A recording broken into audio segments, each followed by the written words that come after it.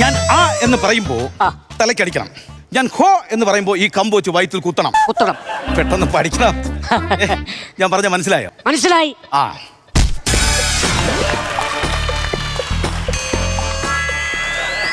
അങ്ങനെ അല്ല ഞാൻ പറഞ്ഞത്. പിന്നെ ഞാൻ പറയുമ്പോ മാത്രമേ ഇത് ചെയ്യാവൂ.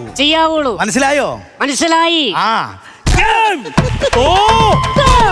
അയ്യോ എന്റെ പൊന്നു ദൈവമേ, ഇവൻ ആരോ കൊട്ടേഷൻ കൊടുത്തെന്നാണ് തോന്നുന്നത് എന്നെ അടിക്കാൻ. എടാ അങ്ങനെ അല്ല. ആരടാ ഇതിനിടയ്ക്ക് അതിന്റെ ഇടയിൽ കൂടി ഫോൺ വിളിക്കുന്നത്? ഹലോ, ചെറിയൊരു കൊട്ടേഷൻ കൊച്ചു പയ്യെ ഞാൻ ഏറ്റെടുത്ത്. ആ എടാ ഇറങ്ങടാ നിന്നെ ഇന്ന് ഒരു കോപ്പം പഠിപ്പിക്കാൻ ഇറങ്ങി പറ്റത്തില്ല. എന്റെ കയ്യിൽ നിന്നുള്ള കാശും മേടിച്ചു വച്ചേച്ച് കാശും മേടിച്ചു വച്ചേച്ച് കാശും മേടിച്ചിട്ട് പറ്റില്ലെന്നോ എന്റെ കാശ് ഇടണം. എടാ എനിക്കത് തിരിച്ചേക്ക് അറിഞ്ഞൂടാ, അതുകൊണ്ടാണ് കൊല്ലി ഞാൻ മര്യാദക്ക് പഠിപ്പിച്ചില്ലേ. ഒരു മിനിറ്റ് ഇതിപ്പോ വല്ലാത്ത കുരുവായത്. എന്നാ മോളെ? ആണോ? വരാം. ദേഷ്യപ്പെടണ്ട. പോരാ. ചേട്ടാ ഒരു മിനിറ്റ്. എന്താ സംഭവം? ഞാൻ സ്നേഹിക്കണ പെണ്ണേ അമ്പലത്തിൽ വന്നിട്ടുണ്ട്. എന്നെ പെട്ടെന്നൊന്ന് കാണണം പറഞ്ഞു. ചേട്ടൻ അറിയാൻ പാടില്ല കൂടെ സ്വഭാവം. ദേഷ്യം വന്നു കഴിഞ്ഞാൽ നീ കണ്ണറിയാൻ പാടില്ല. പെണ്ണുങ്ങളെ പേടിക്കരുത്, പ്രത്യേകിച്ച് ഭാര്യമാരെ പേടിക്കരുത്. ഞാൻ ഒരെണ്ണത്തിനൂടെ വിവാഹം കഴിച്ചിരുത്തിയിട്ടുണ്ട്. ഞാനൊന്ന് നോക്കിയാൽ മതി. അതിലാണ് ചന്ദ്രൻ അറിഞ്ഞോത്തോണ്ടാണ്. അല്ല ചേട്ടാ, അവക്കടെ ദേഷ്യം ഞാൻ അറിയാൻ പാടില്ല കേട്ടോ. ഞാൻ പോലെ എനിക്ക് വന്ന് കഷ്ടം.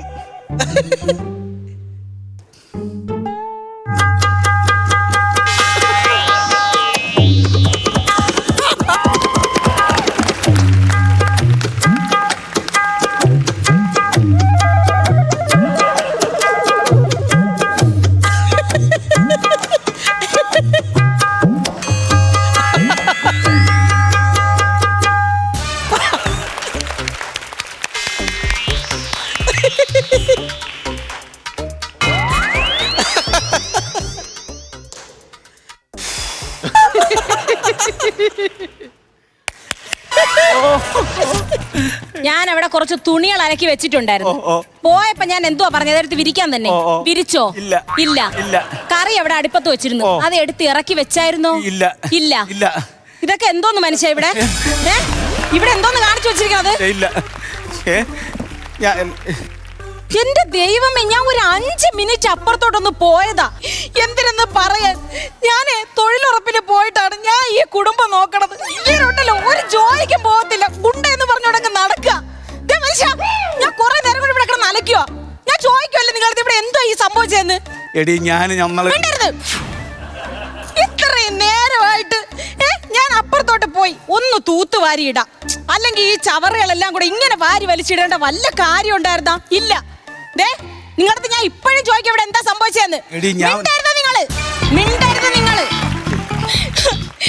മക്കളെ നോക്കണം, കുടുംബം നോക്കണം, എന്റെ കാര്യങ്ങൾ നോക്കണം. കുറെ നേരം കൊണ്ട് ഞാൻ ചോദിക്കാം, നിങ്ങളെ വായിലെന്തോ പഴമാണോ?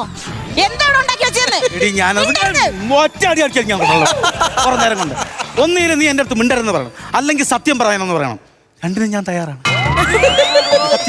എനിക്ക് അറിഞ്ഞൂടാത്തോണ്ട് ഞാൻ ചോദിക്കോ, എന്തെങ്കിലും ഒരു ഉപകാരം ഈ വീടിന് വേണ്ടി ചെയ്തുകൂടെ? അത് പറയരുത്, അത് നീ പറയരുത്. എന്നാൽ കഴിയുന്ന എല്ലാ സഹായവും ഞാൻ ഈ വീട്ടിൽ ചെയ്യുന്നുണ്ട്. എന്ത് സഹായമാണെന്ന് കേക്കണ്ടേ? രാവിലെ എഴുന്നേക്കണം, കുളിക്കണം, തിന്നണം, കുടിക്കണം, പെടുക്കണം, കിടക്കണം.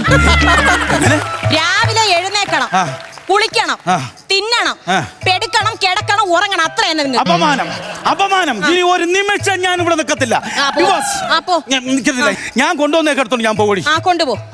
അത് ഞാൻ മേടിച്ചതാ. പറഞ്ഞാൽ ഇത് നിന്റെ വീടാണല്ലോ. ഞാൻ പോണം. ഞാനും പോവും. ഞാൻ എന്റെ അമ്മേരെ വീട്ടിൽ പോവും. ഞാനും എന്റെ അമ്മേരെ വീട്ടിൽ പോവും. അപ്പോഴേ ആ 2 കുട്ടികളോ? അവരമ്മേരെ വീട്ടിൽ പോട്ടെ.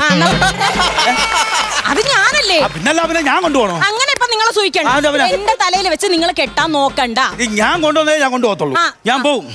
ഞാൻ പോവും. കസേരയിൽ ഇരിക്കണ പോ. പുറത്ത് മഴ നടക്കണ കണ്ടുകൂടി. മഴ തോന്നിട്ട് ഞാൻ പോവും.